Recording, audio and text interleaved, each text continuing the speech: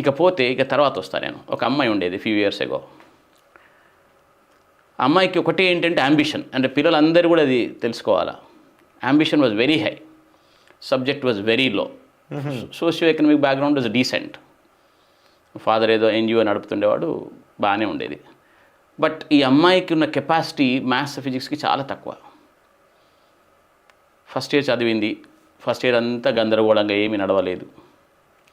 Second ఇయర్లో improve అవ్వడం start అయింది. కానీ మొత్తం పద్ధతి ఎట్లా ఉండేదంటే బండగా చేసేది. అంటే ఫార్ములాలు గుర్తుపెట్టుకొని బలవంతాన బండగా చేస్తుంటే తిట్టుతుండేవాళ్ళం, ఏంది అంత బండగా చేస్తావని. తర్వాత ఆమెకు సెకండ్ ఇయర్ సీట్ రాకపోతే రాలేదు. తర్వాత సెకండ్ ఇయర్ అయిన తర్వాత మళ్ళీ లాంగ్ టర్మ్ కోసం మన దగ్గరికి వాళ్ళ ఫాదర్ తీసుకొచ్చినారు. సార్ ఈ అమ్మాయి మళ్ళీ లాంగ్ టర్మ్ చేస్తుంది అన్నాడు. నేను అన్నాను అనవసరం, చేయొద్దు, లాంగ్ టర్మ్ చేయొద్దు, అమ్మాయికి 2 సంవత్సరాలు కష్టపడ్డది, మీరు అనవసరంగా కష్టపెడుతున్నారంటే, లేదు సార్ ఆ అమ్మాయి లాంగ్ టర్మ్ చేస్తుంది, మీ దగ్గరే చేస్తుందని. నేను మా దగ్గర ఎందుకు అనవసరంగా ఇప్పుడు ఇంకెక్కడ చేయమని 2 ఇయర్స్ అయింది కదా అని.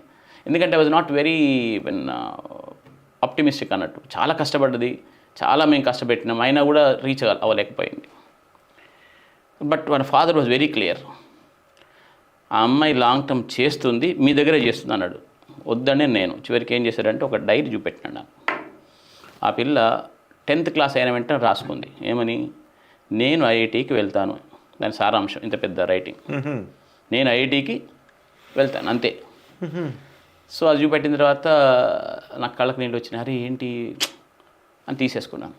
ఓకే, చదివేదంటే మామూలుగా గర్ల్స్కి ఎట్లాగా కొంచెం సెల్ఫ్ కాన్షియస్గా ఉంటారు చదువుతునేటప్పుడు, బాయ్స్ పెద్దవాళ్ళు ఎవరిని అట్లా ఉంటారు, కొంచెం సెల్ఫ్ కాన్షియస్గా ఉంటారు. అసలు అమ్మాయి చదువుతూ ఉంటే ఎవరు అటు వస్తున్నారా పోతున్నారా పట్టించుకోకపోయేది. ఒక 1 year నిజంగా చదివిందన్నమాట. She got into IIT. అమ్మాయి పెళ్ళి కూడా అటెండ్ అయినాను మళ్ళీ తర్వాత. పిల్లలు మర్చిపోరు కదా. అయితే ఇది ఎందుకు చెప్తూ వస్తున్నానంటే ఎస్పెషల్లీ స్టూడెంట్స్ కోసం చెప్తున్నాను.